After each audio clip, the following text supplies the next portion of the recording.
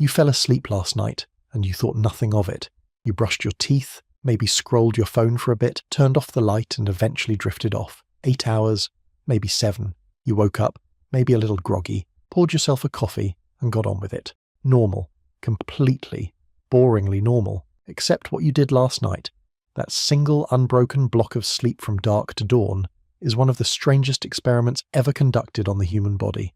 And we've only been running it for about 200 years, because for almost the entirety of human history nobody slept like that. Not a single person. The sleep you think is natural. The sleep your doctor asks about. The sleep you feel guilty for not getting enough of. It isn't the sleep your body actually evolved to have, and the gap between those two things might explain something you've wondered about your entire life.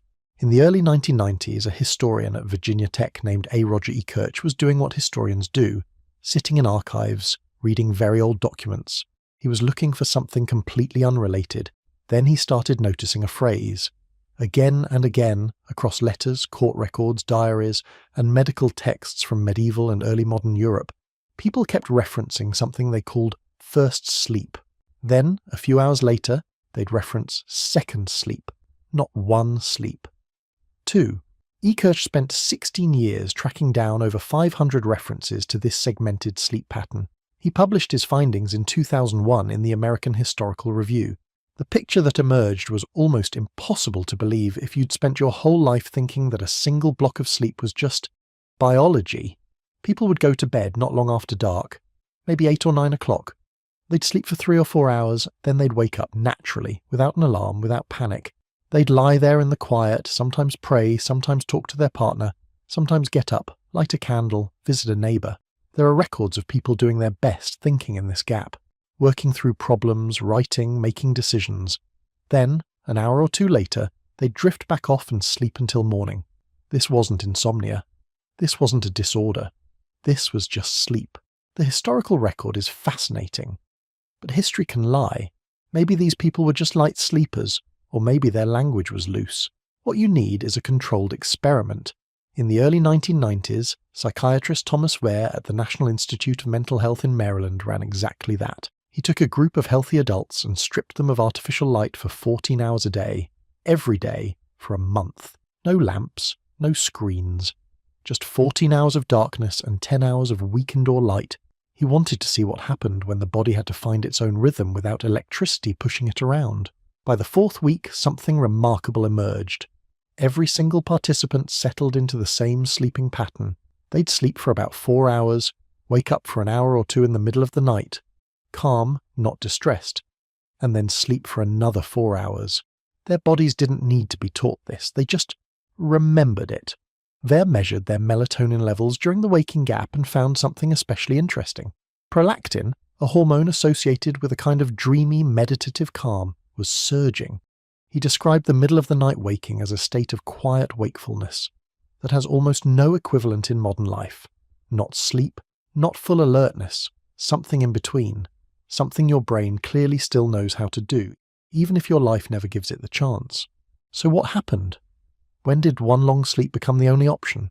The answer is simpler and more recent than you'd think. Gaslighting arrived in cities in the early 19th century. Streets stayed bright. Shops stayed open longer. Social life extended past dark. Then came electric light, which finished the job. Thomas Edison, and there's some irony in this, was famously contemptuous of sleep. He called it a waste of time and claimed he needed only 4 hours a night, which historians now believe was mostly self-mythology. But his invention restructured the night for an entire civilization.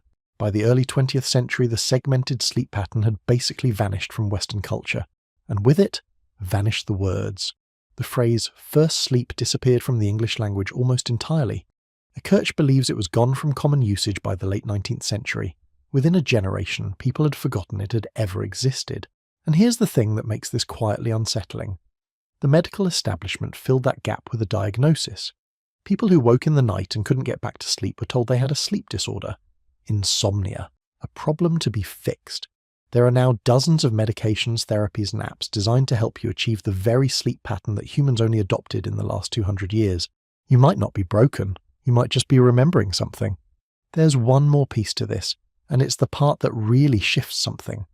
The waking period between first and second sleep wasn't just rest.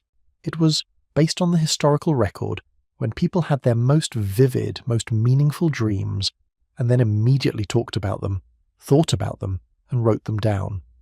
The gap gave them proximity to the dream state in a way that our modern mornings, rushed and caffeinated and screen-lit, simply don't allow. Researchers at Harvard studying dream recall have found that the single biggest factor in whether you remember a dream is whether you have any period of quiet wakefulness close to it. Most of us don't. We sleep, we alarm, we accelerate. The dream evaporates before we've even opened our eyes. Carl Jung, the Swiss psychologist, believed that the images that rise up in the hypnagogic state, the drowsy threshold between sleep and waking, were some of the most psychologically rich material a person could access. He built entire frameworks around them. Edison, weirdly, agreed. He used to nap in a chair holding steel balls in his hands, so that when he drifted off and his grip loosened, the crash would wake him right at the hypnagogic edge. He believed that's where his best ideas lived. They were both right, and almost none of us ever go there anymore. There's a final fact here that is, depending on how you take it, either deeply comforting or deeply strange. Studies consistently show that somewhere between 30 and 40% of adults regularly wake in the middle of the night. Most of them lie there anxious, watching the clock, calculating how many hours they have left, catastrophizing about tomorrow. The waking has been medicalized, monetized, treated as a symptom. But Russell Foster, a neuroscientist at the University of Oxford and one of the world's leading sleep researchers, has suggested that for many of these people, what they're experiencing isn't insomnia in any pathological sense. It's the body surfacing at a natural boundary, a semen sleep that has been there for hundreds of thousands of years, and finding no cultural script for what to do next. So it panics. And panic, it turns out, is a very good way to make sure you can't get back to sleep. The anxiety about waking might cause more damage than the waking itself. There's something worth sitting with here. Every night when you can't sleep, there's a version of you lying in the dark who has been told they're failing. Failing at something that should be automatic. Failing at rest. And that feeling, that low-level, middle-of-the-night dread, is one of the most isolating experiences a person can have. But what Ekirk found in those archives, and what Ver found in that lab, and what every historian who has gone looking has found, is that the silent dark hours were never meant to be empty. They were meant to be inhabited, quietly, without urgency. A gap in the night that belonged to no one. Not to work, not to performance, not to the alarm on the other side. We built a world so bright that we forgot that gap existed. And then we decided that anyone who found it must be broken. Maybe you were never broken. Maybe you were just awake.